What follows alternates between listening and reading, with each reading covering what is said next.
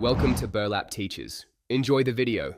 In this video, I will explain how to invest on M1 Finance. First, you'll need to open an account. This involves providing some basic personal information and linking your bank account for funding.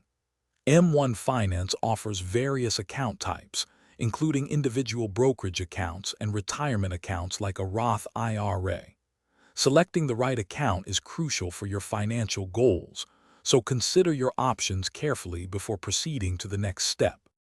Next, you'll build your investment portfolio, known as a pie on M1 Finance. You can choose from many expert-built pies tailored to different goals, or create your own custom pie.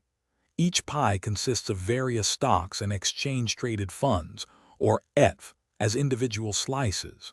You decide the percentage allocation for each slice, allowing for precise control over your investments. This unique approach helps you diversify effectively. Once your pie is set, it's time to fund your account.